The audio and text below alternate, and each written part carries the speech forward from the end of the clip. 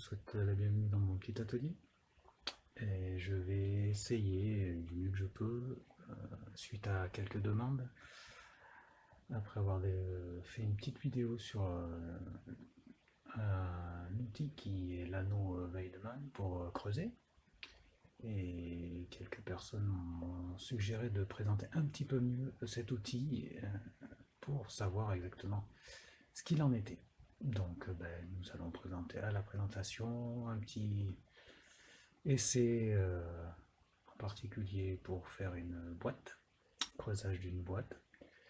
Et puis je vais essayer au mieux de vous expliquer comment je m'en sers, car je n'ai trouvé aucune vidéo en français pour savoir comment il fallait s'en servir, et tout le reste est en allemand. Donc personnellement, je ne parle pas allemand, donc c'était très difficile. Donc je vais essayer de faire ça du mieux que je peux, et en espérant que ça vous donnera une idée de son efficacité et de comment on peut s'en servir. Allons-y, c'est parti. Alors l'anneau Weidmann se présente en 3 parties. Vous avez l'anneau ici. Voilà. Face inférieure, face supérieure, et ça coupe ici, tout le tour. Puis, avec un petit cran, alors je ne sais pas si je vais arriver à faire le point. Voilà, un petit cran ici, je ne sais pas si vous le voyez sur mon ongle, qui sert à déterminer la partie qui va être coupante. Pas toujours simple. Voilà, si on la regarde de côté, mais elle n'est pas plate, tout à fait plate, elle est plus épaisse d'un côté que de l'autre.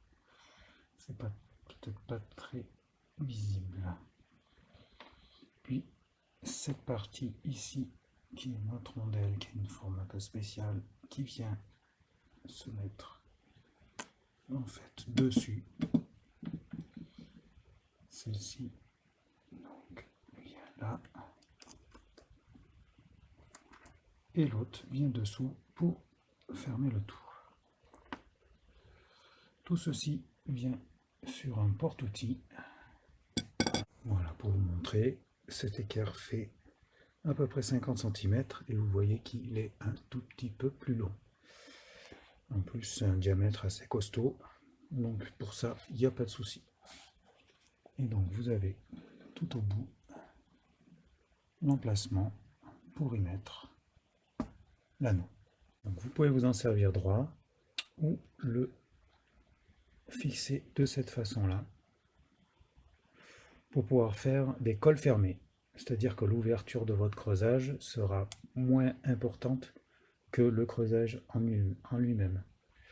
Voilà, ça c'est pas mal. Moi je l'utilise pas mal pour les boules de Noël d'ailleurs.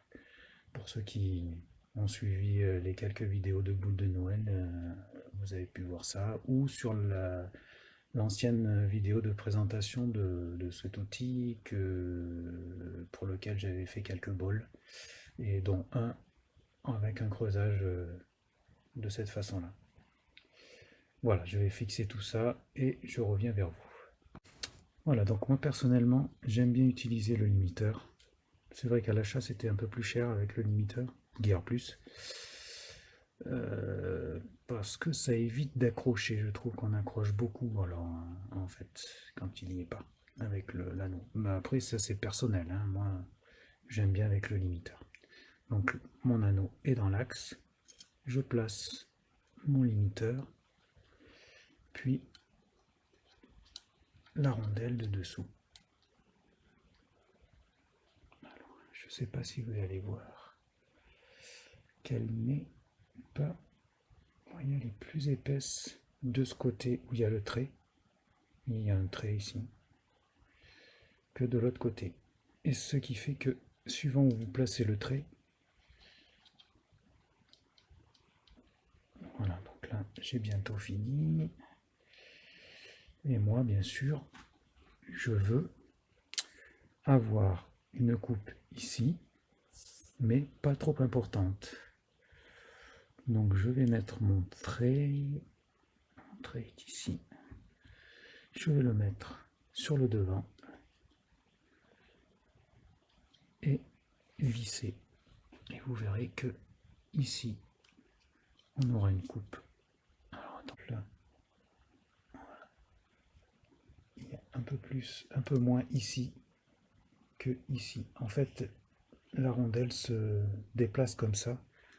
Et il faut essayer et voir si ça accroche trop, et ben vous le retournez dans l'autre sens ou pas. C'est vrai que c'est pas simple. J'avoue que c'est en l'utilisant qu'on se rend compte vraiment. Mais on le voit quand même tout de suite à l'œil qu'ici il y a moins d'accroche que ici. Pour l'aiguisage, alors il suffit d'avoir une lime diamantée comme ceci.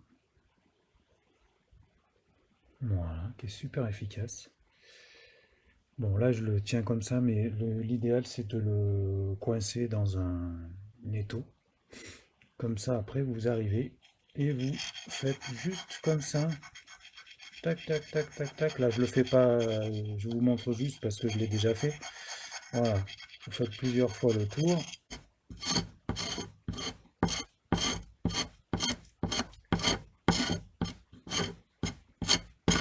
Voilà, et là, vous pouvez vous dire que c'est OK. Je positionne mon porte-outil de manière à ce que je trouve l'axe juste au bout là. Voilà. Moi j'aime bien avoir un petit peu de largeur comme ça. Là, je peux poser ma main et tenir l'outil. Puis je vais l'incliner légèrement et pousser et tirer en même temps. Voilà, comme ça. Hop. Hop. Le mouvement, moi je fais comme ça. Je guide avec ma main droite et ma main gauche. Je tiens. Voilà, comme ça. Tac, tac. Et j'avance, et j'avance, et j'avance. Voilà. L'idéal, c'est de percer la profondeur dont on a besoin. Après, on peut le faire sans percer aussi, mais moi je préfère. Donc, allons-y. Je me mets au centre et je pivote très légèrement. À peu près un quart.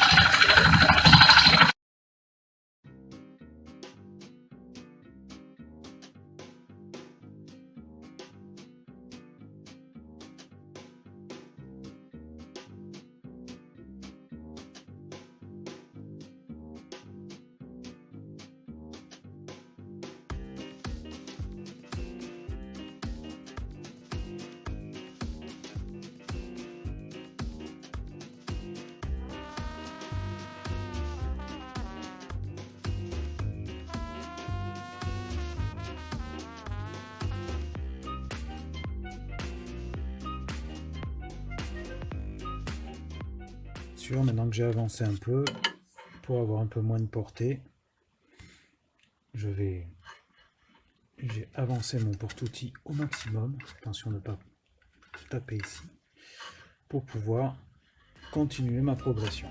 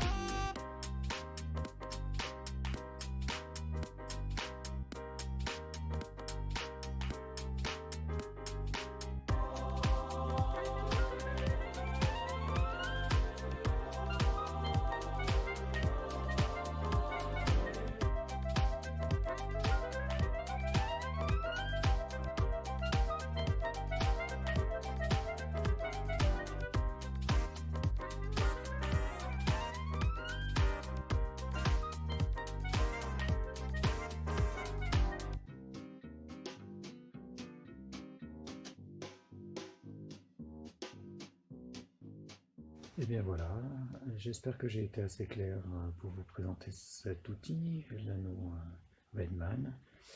Et bah, moi en conclusion, je peux vous dire que je ne regrette pas du tout cet achat, même si c'est pas à donner, bien sûr, hein, et comme tous les outils de tournage. Et j'espère que bah, cette petite explication et démo vous aidera dans vos réflexions. Et surtout, soyez super prudents, parce que le tournage, c'est quand même dangereux. Et je suis pas un expert non plus, donc j'ai essayé de vous expliquer au mieux, mais faites attention. Allez, bon copo, et à une prochaine. Au revoir.